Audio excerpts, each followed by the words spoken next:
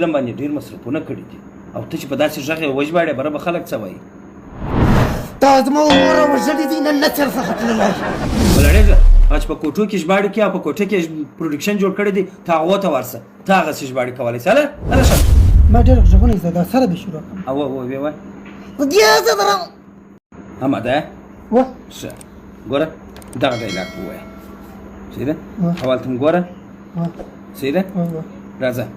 چېرې توی وایې ښه زه د روان یم ته د ځای څه مه ښوره خپل په اواز کې وایم هغه بل غږ کې وایه کوم غږ دې زده دی ما ډېر غږونه زده ده سره به شروع کړم او ویې وایه دې زه درم ګوره پر ځان زور مه راولې دا غوټه نه ده چې ته یې پورته کړې نه دا موټر یې چې ټېله کړې ارام دې زه درم چیغې مه وایه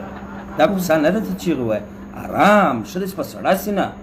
ځان ښه ډاډه کړه داسې فکر وکړه چې ته هېڅوک دلته نسته یوازې ته و دا څه کوې خانده مه دا بل ډایلاګ په دغه اواز کې به نه کوم ځه بل غږ سره کوم غږ کولی شې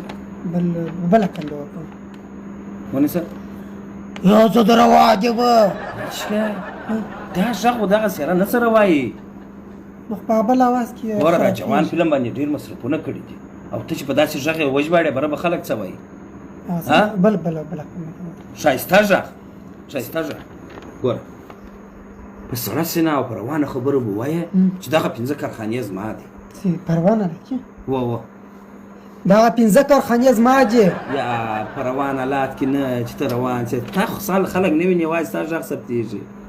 خو دغسې کېږي نو او بل دا مه وایه چې په روان حالات کې زه یوازې دغه 5 کارخانې ووایه ډېر په سړه سینه دغه 5 کارخانې زما دي یا خو تل په روان حالات کې دا 5 کارخانې څه دا رقم یا تګ نشته پکښې کې یوازې ستا غږ دلته ثبتېږي دغه ووایه په سړه سینه دغه 5 کارخانې زما دي په سړه سینه سره ووایه دغه ټوله کارخانې زما دي ټوله کارخانې نه او دغه سړه سینه دا شیان مه پکښې وایه تا دغسې راته وویلې ګوره یوازې دا ووایه دغه 5 کارخانې زما دي ښه داسې په روانو خبرو یوازې دا وایه دا 5 کارخانې زما دي ته پرېږده بیا غلط شو ته پرېږده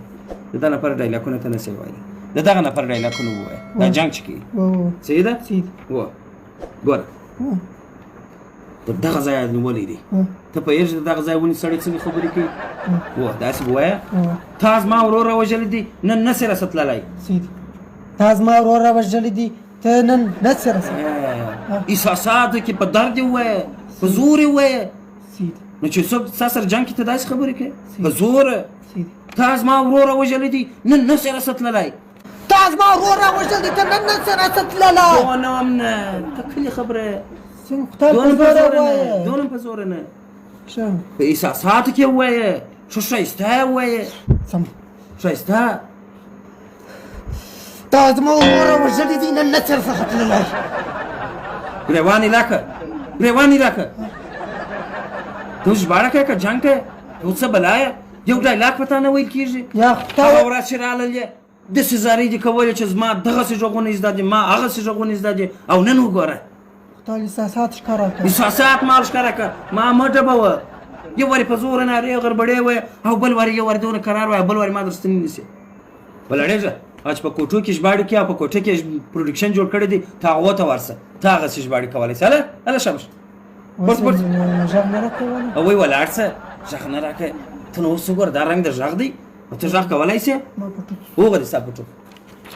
ځه راجمل ستا لږ شعیر دی په ورځ را روان وي چې زه داسې غږونه کوم زه هسې غږونه کوم کار مې سم دا زما اواز به په فلمو کې راشي